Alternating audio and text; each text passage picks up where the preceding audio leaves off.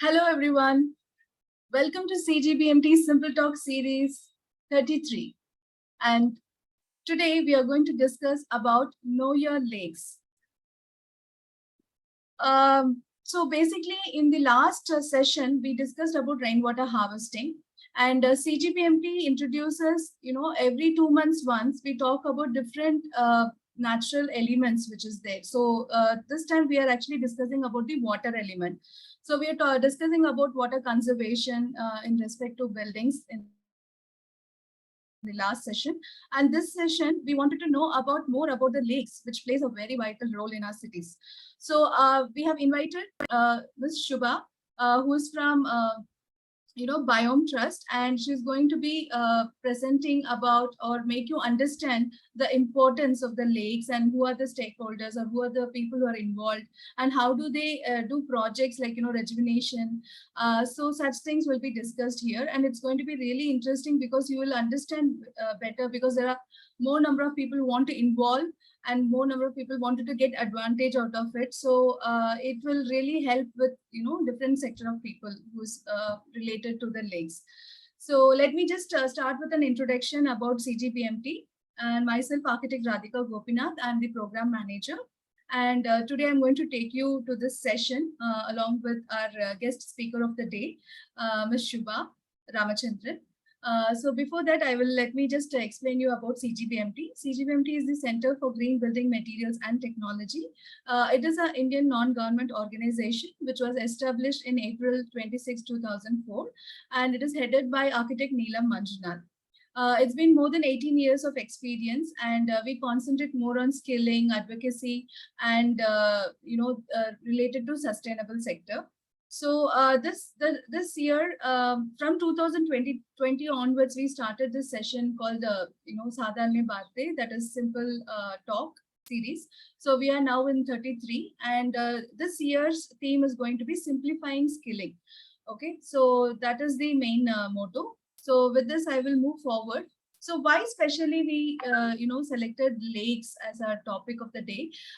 You must have understand, like lakes has a very big role with respect to climate surroundings, and then it can maintain aquatic ecosystem. It can enhance the natural beauty and also helps in developing tourism and provide recreation. And you must have really realized even during the COVID time how in the lakes you could see different kinds of birds getting migrated, and you could able to see variety of birds there if you are really living near to the lakes, because my house was very close to the lake, so I could able to see such things. So otherwise also it has become a very interesting part in our daily social life, where you can go there and spend time over there. So lakes can actually provide us with prime opportunities for recreation, tourism, and most of them, like such like we can say there are people who rely on these lakes, like fishermen and everybody. So let us understand what are the types of lakes in and around the city. And we would invite today our speaker of the day, Ms. Shubha Ramachandran, who works for Biome Environmental Trust, and she leads the water team at Biome Environmental Trust. Ma'am, first of all, welcome to this session, and we are very glad that you could spare time for us. Thank you. And you're here today.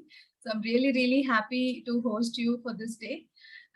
So let me just take a privilege to explain about her. So she has designed and implemented several rainwater harvesting and wastewater treatment system, primarily in and around the city of Bangalore. And at Biome, she has been working on understanding groundwater, wastewater and wetlands. And she's a TEDx speaker and also represented Biome at the World War Week in Stockholm. And basically, she's a civil engineer, but she mingled with a group of team members who works for Biome Environmental Trust, and they manage many things with respect to anything about the water. So we are very glad that she's here. And let me just take you that it is not, we are going to stop here only with the talking session, but this will be taken over by a site visit and awareness also. So it will be followed by this. So you will be invited to a lake, this thing, Jakkur Lake, where there'll be a session one-to-one. Two trainers will be there who will be supporting us there. So that is planned on 15th October. That is a visit to Jakkur Lake for a session on lake rejuvenation. And there we have these two trainers, Ms. Suma and Nikita Kishan.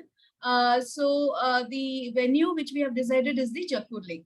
Okay, so we would like to invite everyone there in the morning, because 7 a.m. to 11 a.m. will be the opening time for the lake. So it will be very easy for you also to be there as a part of a recreational activity, and also learn something out of it. So that will be great session. So don't miss the chance if you are really placed in Bangalore or near to the Bangalore area. So visit that place on 15th, and you have to register. We'll along with this, we'll be sharing a poster in our social media. You can follow us there. So we have two speakers over there, like Ms. Suma and Nikita. Let me just yeah. So Suma, she's passionate about environmental protection, and she has led her to Biome, where she now works as a project officer, and she's been anchoring projects to understand the wetlands of Bangalore. And we have one more trainer there, Nikita Harikishan. She's an ecological designer with a background in natural building, permaculture, and participatory design. And she's strongly rooted in circular design system. Her designs incorporate passive energy techniques along with integrated water and waste management. So without any delay, I would request Dr. Shubha ma'am to come forward and present a very important session.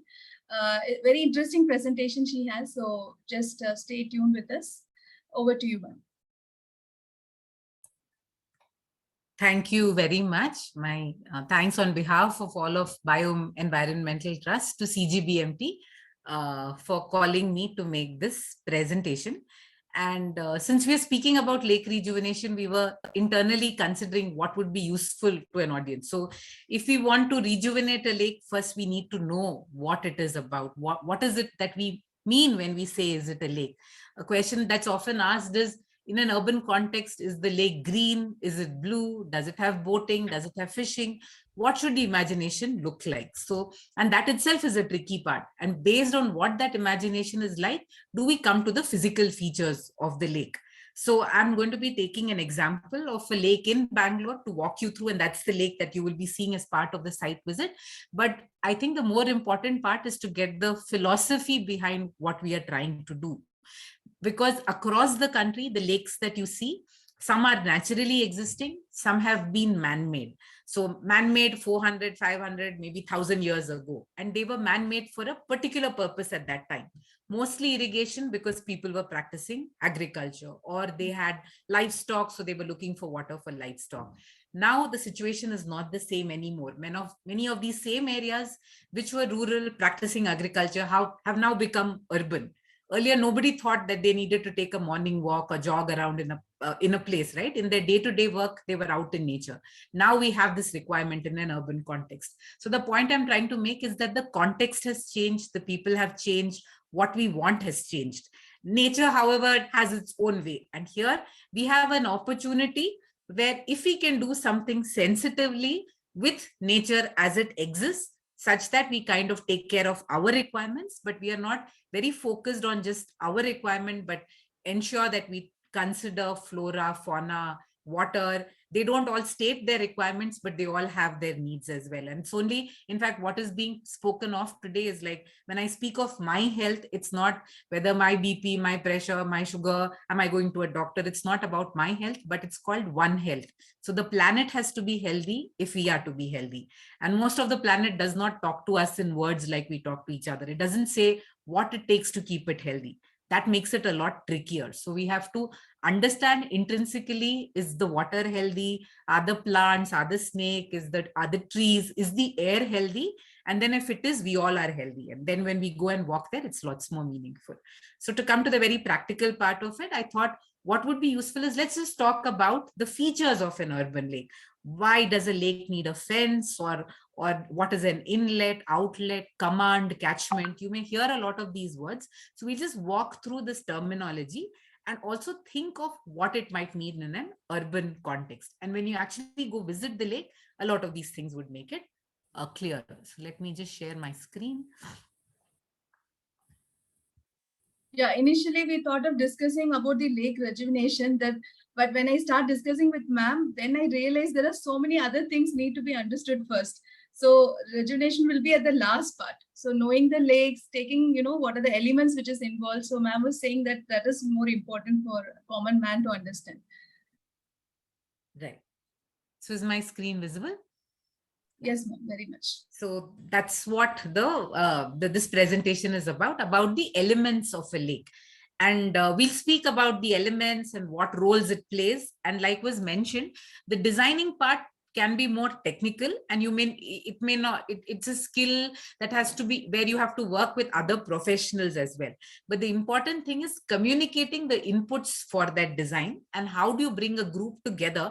And if you have to bring a group together, let's say you want to design anything, you want to design a hospital, but then you have to talk to the patients and the doctors and the staff and the parking attendant to see how you want to, what are the things that you need to consider while designing this. So here, let's quickly get to the point. This is part of this elements of lake presentation is actually part of a larger process that we do, which is called lake visioning, which is about bringing these stakeholders together and getting them to use the same vocabulary to imagine their vision for the lake. It's a community resource. This is also available on a site called bengaluru.urbanwaters.in. I would recommend you all to go take a look at that. There are other related documents which also kind of bring forth these points well. This is the structure of the presentation, but I shall quickly get into it directly. So what are we going to talk about today is that one is we need to know the functions of the lake. What functions does a lake play in an urban context? And now to play these functions, obviously there are some physical elements, and each of these physical elements then plays a role on that function. So it could just be the design of the lake, the profile of the lake. Depending upon the profile that you choose, there are some functions that it serves and some functions that it doesn't serve. And then that's what it is, the dependencies between these elements and the lake function. So that's what we'll be speaking about. So what are the functions of a lake? We can look at it along these four verticals that have been said. So one is it serves some ecological functions. There is flood control, because normally lakes are in low-lying areas. They are a receptacle for water that comes down from the catchment. If the lake itself is filled up, then the water has nowhere to go. And that's what we see in many cases causing urban flooding. Biodiversity. In a city, otherwise you would be restricted perhaps only to pigeons and doves in our buildings. If you want to bring in various kinds of squirrels and other birds and snake species, lakes are good spaces, because water is something, water and wetlands is what most other living species are looking for. It ensures water security, because the lake could hold water for us. You could treat it, you could use it. In many cases, lakes are being filled up with wastewater, so it can hold water there. It also puts water into the ground. So there's groundwater recharge. Livelihoods. Even like I said, if you look at it, even in an urban context, there are fishing contracts that are given out. People fish in the lake. There is a lot to be learned from the fishermen in terms of many of them, however, because there is an amount that they have to invest, may look at only those species which will give them back returns. But if you start introducing the concept of diversity in the lakes as well, a lot more can be achieved. And it's also education for a lot of us who don't even know what are the species that could be surviving in an urban lake, and how the time that they take to grow, how do you test the fish, whether it's edible or not, things like that. There are dhobi ghat. A lot of grass grows by the lake, and there's an annual process. In the dry season, the grass cutters come and cut it. Even in urban areas, we still have lots of buffaloes, cows, goat, who then rely on this for food. Community also, we're either going there to immerse our idols after Ganesha or Durga Puja. There are religious services that are done. Chhat Puja is performed at the lakes. Then it's just a recreational space for us to go. Sometimes small music performances are there. Some small plays are acted out. Children walk around. Educational tours. So it's a space which brings community together. So these are all these functions. Now, if you look at the functions and the physical elements, so just to say, some examples are given here. If I think that my lake is going to be holding a lot of water because it's only for flood protection, then I may want to make my lake as deep as possible so that it's able to hold a lot of water. But then what happens is that you observe that many bird species don't want to come there, because birds require different gradients. So the waders want shallower water levels. So if you want biodiversity at the lake, the best shape is not to have it as deep as possible, but as shallow as possible, or with shallow and deep parts. Similarly, if a fisherman wants to maximize his fishing, He may not want the birds, but there is merit. So oftentimes we see that some of these functions, while all of us would want the lake to serve all its functions, it's like how we want our child to be a best sportsman, an actor, an artist, and do well in academics. But very practically, all of this can be achieved only to certain extents and only in certain cases. So we have to look at it like that and make these choices between, and many times these can be quite conflicting. So we have to make choices. And more importantly, we have to understand that some choices might need to be made. So here are a few examples to make it very evident to you. For instance, the lake profile. So it decides whether it affects the ecological functions we spoke about.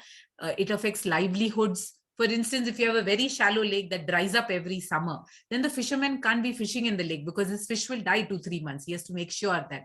However, if you decide to put STP, treated wastewater, into your lake, you may be able to keep the lake full all through the year. Then livelihoods could be supported. So this is just an example. For instance, if you want to bring community to come for idol immersion, then you need a Kalyani, because if the people started immersing all their idols in the main lake itself, then the lake gets polluted. Of course, you also have to build awareness around the kind of idols that are made, the materials, the colors. You don't want POP lakes, POP idols going into a larger lake, because that won't disintegrate subsequently. The colors will pollute the water. So a lot of education is also required. So each of these things are of that nature. Let's pick something like a fishing jetty. You would need to design a fishing jetty if you're anticipating that fishermen are going to be coming in. Fishermen come in, then even for a community, if it could double up as a boating jetty in certain cases as well. You may also have to take a call whether you want boating at all in a lake or not. And there are pluses and minuses to it. Do you want to price your entry to a lake? We'll speak of all of that. So getting directly into the lake profile. So why is it important? So if you want for groundwater recharge, so some of the factors that affects is, like we've mentioned, your groundwater recharge. If recharge has to happen, you have to keep desilting your lake. It also, because once the lake silts up, normally this happens over a period of 1 or 2 years, then the rates of recharge significantly reduce. And if your lake is not recharging, then it's not impacting your groundwater table. The other thing it also means is that the only water you lose is to evaporation. There's not a lot of water going into the ground. So for biodiversity too, like I mentioned, the lake profile is important. Broadly, there are two types. One is called the soup bowl, and the other is a gradual slope lake profile. And like with everything, I mean, most environmentalists go with this lake profile, but we may have to, in certain cases, consider the other profile as well. So it's a question of how large is your lake, where is it located. Some are in slightly more peri-urban areas. So, and then based on your function, making sure all the stakeholders come together and appropriate choice can be made. Like you can see here that if you have a gradual lake profile, your water holding capacity is reduced, because otherwise you would have more holding capacity, but here you get in a lot more biodiversity. So here are the advantages that are listed. I would recommend this is all very straightforward, but it's a question of being aware and thinking of it. Yeah. In fact, in many of the lakes now, there is a lake group in Bangalore that says that they want to swim in open waters. Typically in urban lakes, swimming is not allowed for reasons of maintenance of the lake, security of the swimmers, because you don't have a lifeguard. The lake can be tricky. There are snakes and frogs in the lake. People may get spooked by that. But there is a group of people who think that they should be swimming in open water bodies, and which is the natural way, which was how it had always been before we started swimming in swimming pools. So the important part is to see how do you get in as diverse a set of stakeholders and see how they work together, like in our democracy, to see what is it that works. Wetlands are a very important part of the lake. In fact, so wetlands are the slightly more wooded parts where the water initially, when it comes into a lake, it can be engineered by design, or it could naturally occur as well. In fact, as you can see here, there are natural wetlands constructed. These days, you even have floating wetlands, which are made and floated into a lake. Wetlands basically are these parts where you have plants that can grow in water. They continue to purify the water over a period of time. Now, how do you make it happen is the question. And in certain lakes, the entire lake may be a wetland. So you're okay with not seeing any blue water, there is water below all the green. So there is a lot of vegetation on top. The fishes, the life continues as normal, except that you are not able to see a blue expanse. So there are also certain cases where the entire lake is seen as a wetland. You have something specifically which is called a wetland primer. It's useful if you could go through that to understand wetlands in much more detail. So constructed wetlands, like is the case of the Jakur Lake, you would see it on your field visit. There's an inlet, there's a constructed wetland here, plant species grow. Then there is a small inflow from where that water comes into the lake. Because of this, the wetland has all the green and the lake stays blue, and you have water that is available for you to see. This has to be designed. It's for a specific retention time, for a specific water quality. The output water quality, again, would be of a specific nature. Floating wetlands, people have been experimenting with all kinds of materials where you're not able to build. The advantage of these floating wetlands is when it gets messy, you can pull it to the side, re-engine, plant another set of species and float it back in wherever you want. Or sometimes sewage is coming in from one inlet, then you push the wetland towards that end. Sewage is coming from another end, you can move the wetland. So that is the advantage of a floating wetland. And here you see it made with PVC pipes. People have experimented with bamboo, other materials. Bamboo, of course, will disintegrate over a period of time. PVC lasts longer, but PVC is worse if it disintegrates. So those choices also need to be made, and there is a fair bit of maintenance. It allows for easy harvesting also, depending on the species that you're growing in this floating wetland. Here you see canna, where you can pull it to the side, harvest it, and set it back, because these wetlands have most capacity to clean the water when they have not grown to their full state. And the advantage is that by trimming them, they stay in their adolescent state for much longer and are able to serve their functions more easily. The entire lake as a wetland. So, and here also there are so many species, some which are floating, some which are submerged, some which are part floating, part submerged, emergent. So once you understand all the species, and if you can plan the wetland accordingly, that could be like we say, beauty is in the eye of the beholder, because beauty is also something that we look for when we see a lake. But there are lakes in Bangalore which are completely wetlands, extremely beautiful. So those site visits would also be recommended. So we open our minds, and our imagination is not restricted to a particular imagination. It's like we want to build a beautiful structure, we're thinking of the Taj Mahal or the Madurai Meenakshi temple, but there could be other beautiful structures as well. It's only when we go see the Leaning Tower of Pisa, we say, this could also be there, or the Eiffel Tower. Those are for physical man-made structures. Similarly, in beauty, the hills of the Western Ghats are beautiful, the Eastern Ghats, Himalayas, Andes, Alps, wherever you go around the world, each set of natural beauty has its own natural beauty, and it's for us to appreciate and see how it can be appreciated as well as useful to us. Islands are an important feature in a lake. They reduce the water holding capacity, but they are a great place for birds to come. So the birds like to nest in the islands because they feel quite unthreatened there. And it's amazing to see the new generation of birds being born. In many lakes, we see cross species friendships. So once you start to visit a lake more often, there is a whole lot of items that become a lot more visible to you. Examples of lake islands, you could have one large island, multiple small islands, islands that get submerged during the rainy season. All of that is possible. In an urban lake, these are largely physical structures, the inlets, filters, and silt trap. They require maintenance. Earlier, they would be natural inflows and outflows. We just speak about what this look like. So this, in certain cases, depending upon the quantum of water that comes into a lake, you need to plan the inlet accordingly. In an urban context, they may bring a lot of solid waste. So you need to plan solid waste traps. You see a box kind of structure, just a jali, which can trap the solid waste. But you also need to keep in mind that you have to have access to remove that solid waste, because if you don't remove it, then it gets blocked and these structures block back. And it will be surprising for you to see how each lake, depending upon where it's located, at what level the inlet is, you have to design. It may seem very simple, but you have to think it through, design it in a way that makes it easy for maintenance. Silt traps, again, are of various nature.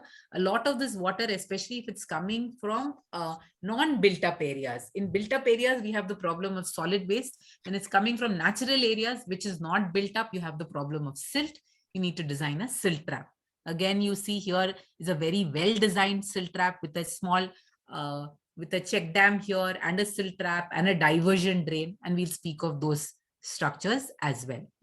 Diversion drains are increasingly becoming popular and being used in urban lakes, because what happens is the storm water drain is carrying sewage and you don't want sewage entering the lake. So what you do is, around the lake, a diversion drain is built. And in the summer flows, when only sewage is flowing in the lake, in the drain, it's not allowed to enter the lake, but it is diverted.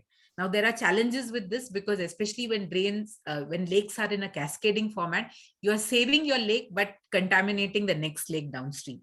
Or then what happens is that every lake is diverting, but eventually you're left with a large volume of sewage. So here the solution, however, is in every locality treating its sewage and then managing it appropriately. And this becomes very closely linked in an urban context. And you would see the STP at the Jakkur Lake. That is one part of the solution. But in many lakes, the attempt that is made is to divert it in the rainy season. When the sewage come mix with rainfall, then you allow the rainwater, which is diluted with sewage, to go into the lake. And there too, it has to be managed. This is what a diversion drain typically looks like. And in fact, the levels are sometimes managed by citizens with sandbags or a wall that is built. So imagine it's like water that's coming in a particular way. When it's below the certain level, it's only sewage, then it gets diverted. But when it's coming mixed with rainwater, it goes above this level, then it falls into the lake. And this level you manage by sandbags, or you build a wall, you increase its height. It's manually semi-automatically managed. In some lakes, at the outlet level, you have a sluice gate. You could look at other mechanisms too, but right now this is how it's being done. That's what a diversion drain looks like. Yeah. And then this about STP and treated wastewater reuse. How does the lake serve that function?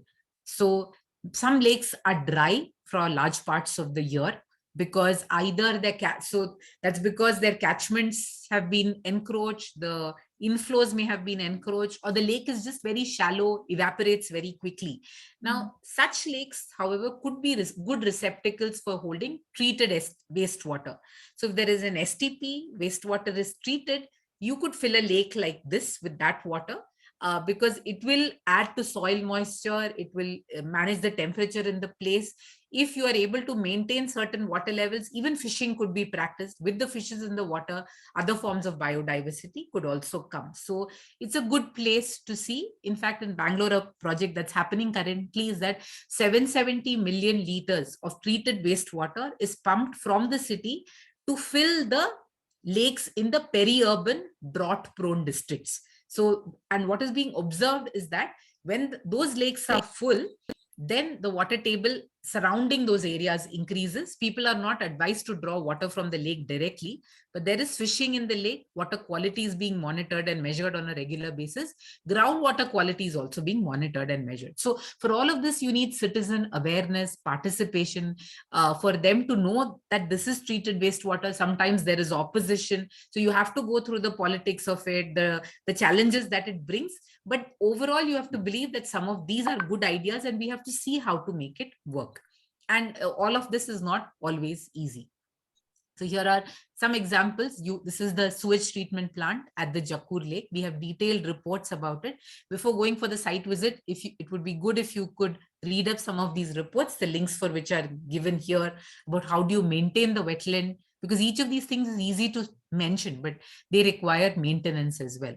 So once the wastewater is treated, in certain cases, some enzymes are added further to treat the water in the drain itself. This is the case of Hebagodi Lake. Then in one of the lakes, treated wastewater from an apartment after passing through a wetland is led in. So these STPs can also be, it could be that you're treating the water in the drain. You could treat the water at a government centralized STP. You could be treating this water in a private apartment STP. So, and then how do you get it to work? Which are the organizations you need to work with? The other most important part, and which is being spoken about more and more, is about overflow weirs and sluice gates. So how does the water, when your lake fills up, then what happens? Where does it flow out to? So normally there is an overflow weir from where the water will overflow automatically once it goes above a certain level. And the other is a sluice gate, which you can control to decide if you, for instance, those lakes which are for flood mitigation, that means it's going to hold flood water. Then you have to make sure that the lake is empty when the rainwater comes. So if you have to empty out the lake, you have to release the water that the lake is already holding. So by having a sluice gate, you can control the level of water. These were more applicable in rural lakes where there would be a person whose role was to let out this water for irrigation downstream at right. So he would raise the sluice gate and allow for the water to go to different fields. In an urban context, now sluice gates are being planned again, but more as a flood mitigation mechanism. So here's what the sluice gate looks like, and something that can be raised and closed. It also brings to mind, like I said, the person, he was called a Niruganti here in Karnataka. It was his role to manage the water levels in the lake in conversation with what's happening upstream, downstream. So it's also very important to know if we are in a lake, are we part of a chain, what's upstream, downstream, because all of this action that you take for a lake, and also the sequence in which you pick a lake for rejuvenation. For instance, if you pick your lowermost lake for rejuvenation, but the upper lake is not rejuvenated, then you may have done all your activities right here, but you'll have wastewater coming right into this lake. So it's good to start upstream to downstream. So because once your upper lake is clean, then you come to the lower lake, then you go down the chain. So this is also very important for us to know. In a more urban context, a bund normally was just the dam that was built to obstruct the flow of water and to create the lake. But now the terminology has been increased. So earlier you would see that in many village lakes, you can't walk all around the lake. You can only walk across the bund because the water comes when its path is, it spreads out. And you may have a road far away, but you can't really walk down to the lake. And the bund could be pretty tall and inaccessible too. But in an urban area, because we want to walk all around, and this is being hugely contested. I must say that it's not that this is the right design. In certain lakes, we are choosing to have, and we'll speak about that in this presentation also, some parts of the lake where humans can't go. Because the argument is, why do you want to walk everywhere? You walk in certain parts, some parts you leave alone. So simple bunds, walkways, there too, there are choices. Is it paved? Is it tile? Is it concreted? Do you want cycles, separate track for cyclists, joggers? So these are all some of the examples that are given. You can be paved using just mud. You can have interlocking tiles. And in every lake, we see that the groups want different decisions. Depending upon the size of the lake, the size of that walkway, different choices are being made. There's an example, which is just like a mud walking path. You have these stones on the side, some choose to not even have it. And there are different examples here. Trees and gardens, what do you plant? Normally the idea is keep with native trees as far as possible. Not all of it should be near. If you're planting next to or near a bund, take advice, because the bund is a structural structure which is holding the water. So we should not damage it in any way such that that structure is weakened. So take advice if you're planting there.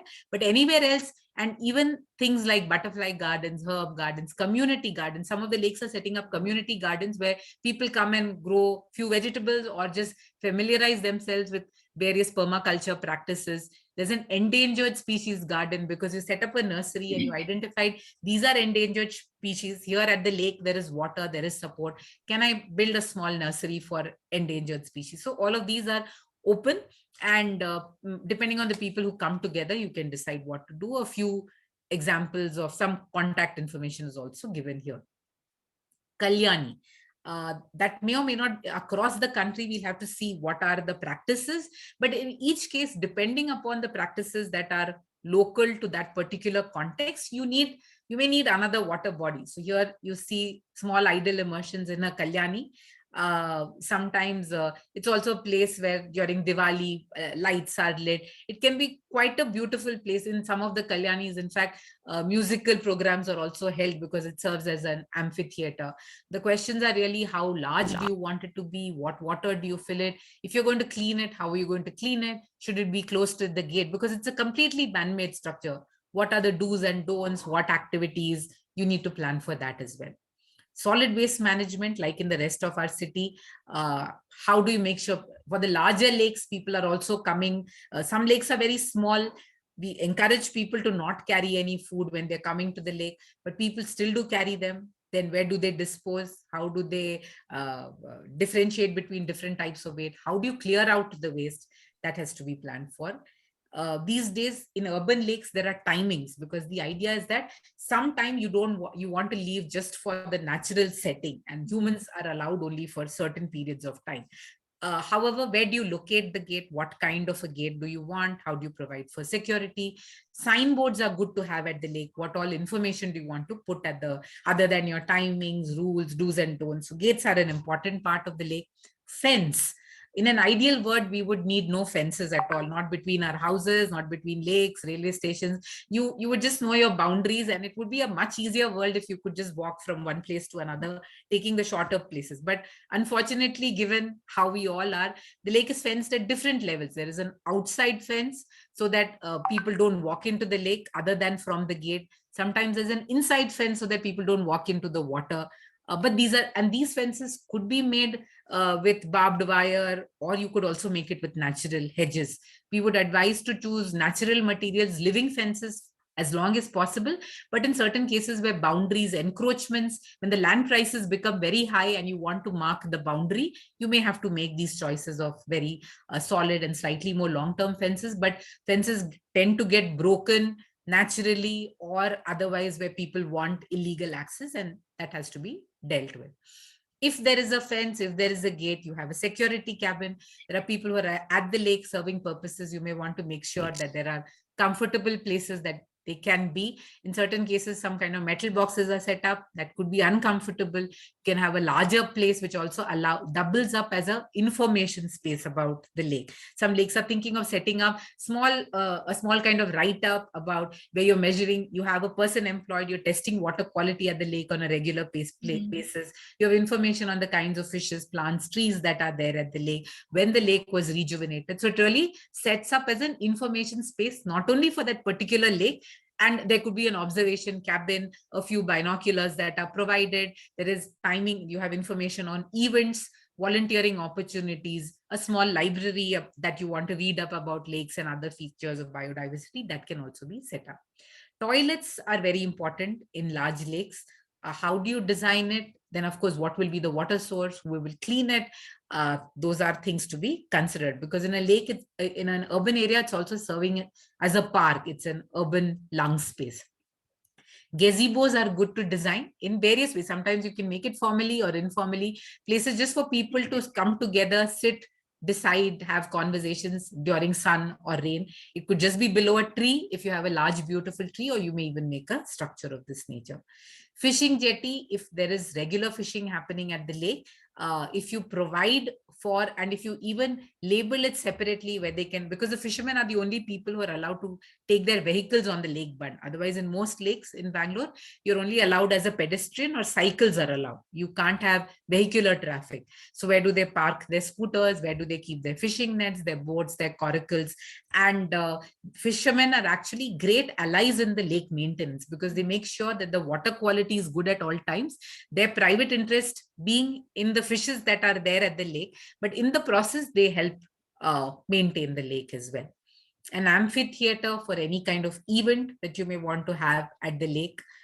Do you want to have electricity and lighting at the lake? Many lakes are choosing to not have any electrical points at all, such that there is no sound pollution, there is no light pollution, and the lake rises and closes, sleeps with the sun. But in certain lakes, you may choose to have electricity as well. But yes, like is mentioned here, bulbs, poles get vandalized, stolen. How do you want to deal with that in public spaces? Zones, I mentioned about that you can have a conservation zone where a very limited access is possible, and there can be a community zone and a conservation zone. And where do you want to plan it, and what kind of activities do you allow in each of the areas has to be thought through. So the Jakur Lake that you're going to has both these community zones and conservation zones. Infographics, that can never be, we need information around a lake which speaks about, yes, there's just one infographic here about, if this is just to tell you that this lake is actually focused only on conservation. For instance, there is not a lot of the people who are there at the lake are also either people who come with the idea of planting trees, conserving, or for livelihoods. Though that's the nature. Even though you see a metro going off very close by, but there are lakes like this which are completely focused on conservation. Then there are lakes like this, and which is also fine, which is totally focused on the community, because there's an amphitheater, there might be boating, there is a deck you can walk in, there's cycling, there's a playground, people coming to do yoga. So it's the same lake, as you can see, but it's the imagination of the lake. So this is really to put in perspective that these images just give us a sense. Of course, we want this and that.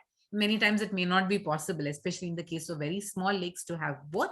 But here you could have, like what we spoke about, that you have a conservation zone as well as a community zone. For larger lakes with more space around, you could imagine it any which way. So yeah, I think I'd like to conclude with that and say thank you. And these are some of the physical features that we've spoken about. I've not spoken a whole lot about the command area or the catchment area, the catchment from where water flows into the lake and how that has to be taken care of, since we were focusing on the lake rejuvenation itself. But like I said earlier, we have to understand the context in which this lake is there, what's upstream, what's downstream, and how do you manage all of this coming together. So thank you very much. I'd like to close my presentation here and look forward to seeing many of you at the Jakur Lake Walk. Wow, Thanks. ma'am, wonderful. What a Thanks. kind of presentation. Actually, it provided a big awareness to more number of people, not just, people who will come and enjoy the lake, but otherwise, like I can see more number of people are coming forward, like with respect to universities or colleges or any NGOs. Nowadays, they're coming forward as a outreaching community activity, want to be part of it, and then want to develop something. So you have given a clear idea how to approach in case if they want to contribute something. And understanding about the lake is also important. It is not that every time you can go and disturb, because there are other activities which is happening. And so we need to really respect that timings also, so that other species can, enjoy the preference of the lake as well, and the types, and then, types of lake again. So now I think I'll be very curious to see what type of lake I'm actually there walking around, and then try to connect now, because most of the time I am a good observer also, but now I am very clear in my mind, like how to see which are the wetlands, what are the types of lakes, and how the water, actually the source of water coming into it. So very interesting session. I feel students, professionals, and anybody can look into this presentation and understand better about the lake rejuvenation. There are a few questions, ma'am. Maybe on behalf of audience, I would like to ask that. So just give me some time. So basically, yeah, you were actually touching upon these things also, different types of lakes. So can you explain in Bangalore, what are the types of lakes available? Yeah, so again, like we say, when we say types, there could be various reasons why we are saying. But for instance, there are some lakes that receive treated wastewater, either by design or by accident. So the ones where they're receiving treated wastewater by design, normally there is a wetland and there is a bunch of activities and the lake stays full pretty much throughout the year, because a certain volume of water is coming into the lake throughout the year. Whereas there are other lakes which are completely rain fed. And in those rain-fed lakes, what you see is that the water level fluctuates with the season. And that's also because that's probably naturally how it happened. So I would say, in a way, they are the more natural lakes. Of course, people want to see water all through the year, and fishing would suffer if water is not there. But what happens is that when the surface of the lake is exposed to the sun, then a different bunch of species, the grasses that grow are different there. And with the coming of the rain and the filling up of the lake, the entire cycle of the lakes change. So I would say largely in cities, again, small lakes and big lakes. So say lakes that are under 15, 20 acres, the way they are managed, they also vary in the nature of the management of the lake itself. Whereas the lakes that are over, say, 60 acres or more, where one perimeter itself is over 2 kilometers.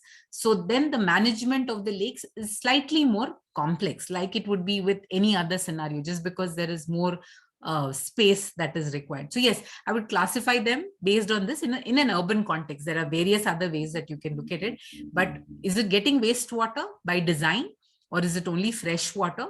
there are a lot of observations that you can see, and the management is different because there it's important you're measuring water quality, understanding how your STP is working. You have to make sure the STP is working. So several things. Here, this is natural. Then you have to make sure how livelihoods or other aspects are covered. So that's how I would differentiate.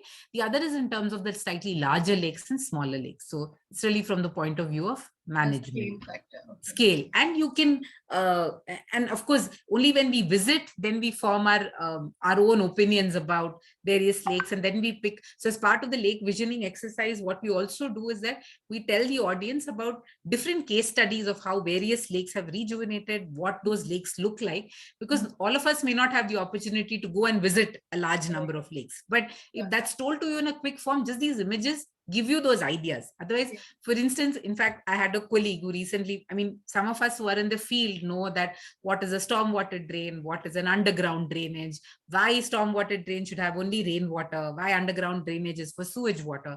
But for people who are not familiar with these terminologies or who've not given it thought, they don't even know what is the water that flows in each drain. So at various levels, this education has to happen, and the quickest way for it to happen is through a short video or images or case studies. So we do that as part of the lake visioning.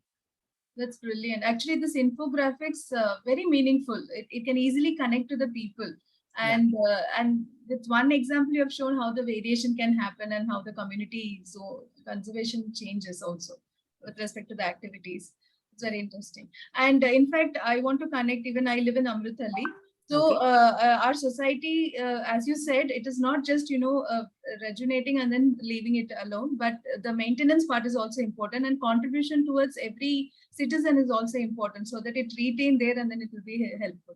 Yeah. So we ourselves formed a society just to, maintain that lake in and around, so that there's no any social or illegal issues are happening. So I think that is also very important, where people can be part of it and then make sure that wherever they are living, the nearest lake is taken care.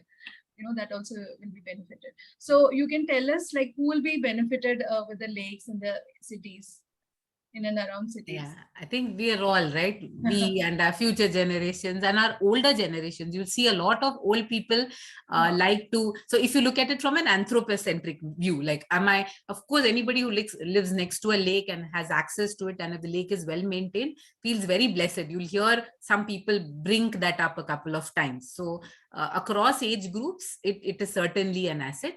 But I think we also benefit. We've done a few studies of air quality.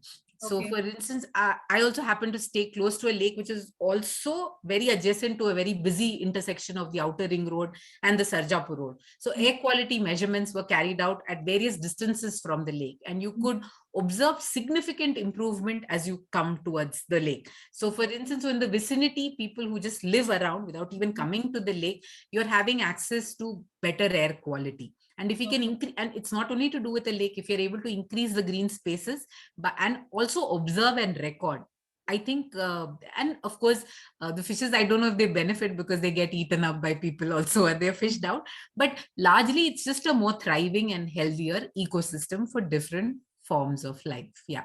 So we all benefit in the long run. Groundwater increases, more bird species start to come to the lake if the biodiversity increases. So it's just a happier place overall. Yeah. Yeah. Interesting.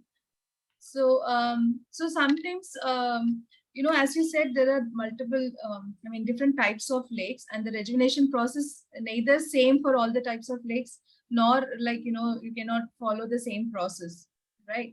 So in that way, if it is conflicting, how do we judge it, or how do we connect with that?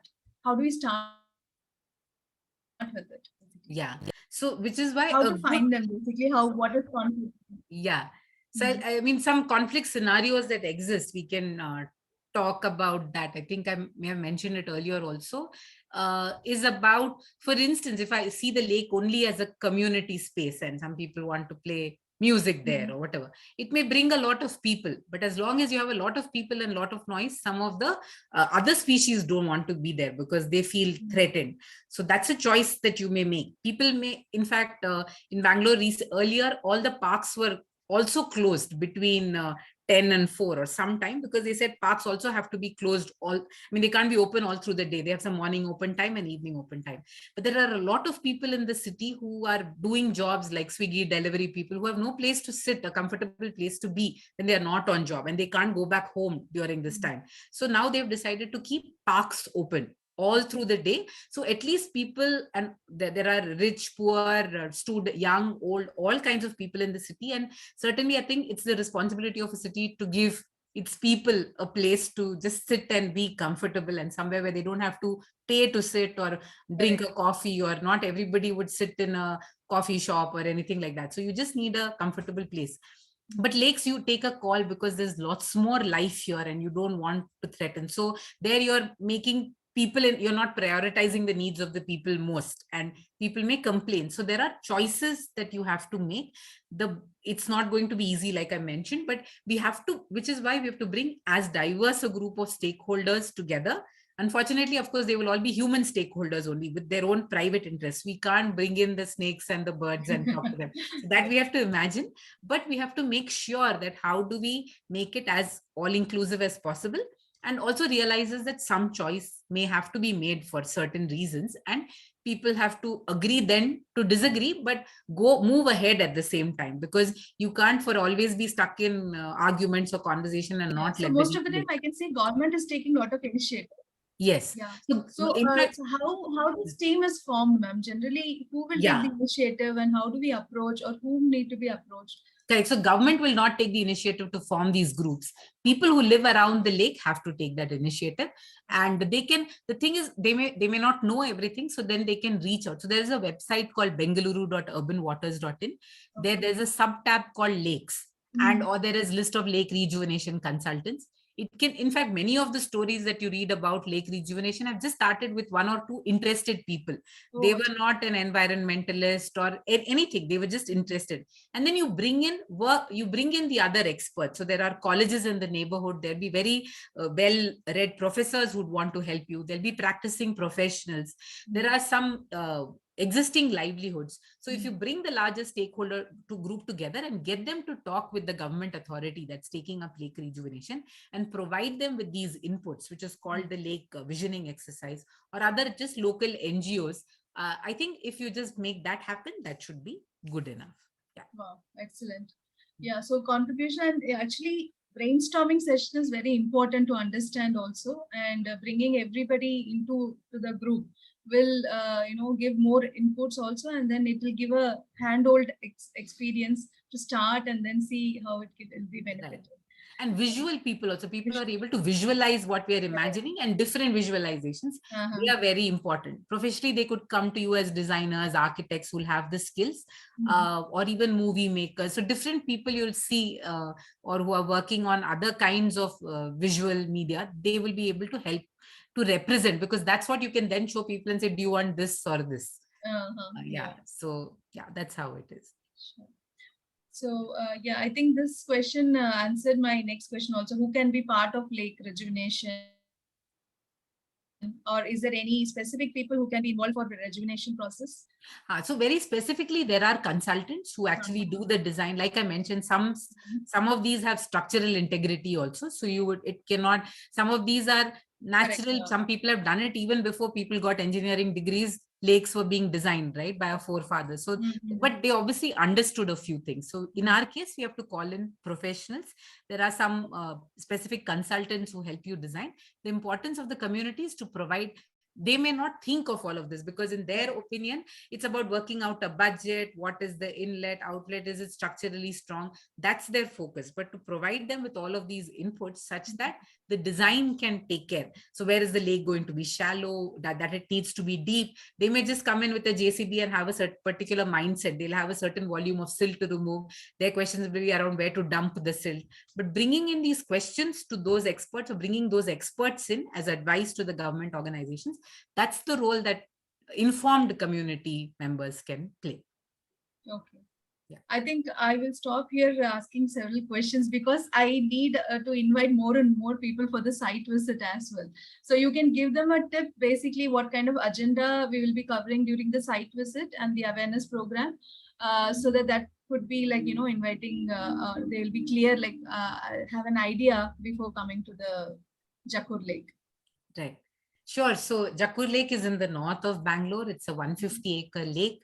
There's a 5-acre wetland. There is an STP, which treats water, which gets the city's liquid wastewater, which is treated and let into the lake through the wetland that we spoke about. So I think that's one of the unique features that you get to see at the lake. And the important space here is also that it has both this conservation and community zone. There is an active group of fishermen. There are open wells adjacent to the lake which are full simply because the lake is full. There have been several attempts, not just attempts, I would say, or ongoing process of monitoring the water quality at the lake, the fishes at the lake, growing urban gardens. So there is a KALYANI, and about the KALYANI, its location, its maintenance. There's an attempt, a knowledge space. So you would see a lot of the elements that we spoke about today at the lake. And depend if people who are also, if you meet volunteers at the lake at a particular time, you can also engage in conversation. Specific effort has been put to plant a varied set of trees. In fact, when we do a tree walk, a nature walk at the lake, we realize that within the first say 50 meters itself, there is enough conversation to be had for 2 hours, and just walking a 50-meter could end your entire nature walk, because that's the kind of biodiversity that you see at the lake in certain stretches also. So I would say a lot of the features we spoke about, you get an opportunity to see what all of that looks in real life, and what are the challenges of maintaining it, what are the real life lessons, the people that you meet. So open wells, all of this can be viewed when you're at the lake. Okay, very nice. So it's basically open invitation to all who's very curious to know about the lakes, just, in case if they don't want to part of it, but at least they will learn what it is and then how it will be benefited. So I request everyone to go through this presentation, and then make sure that you come over there to the Jakur Lake. And I would like to remind you once again about the timings. I'll just share the presentation.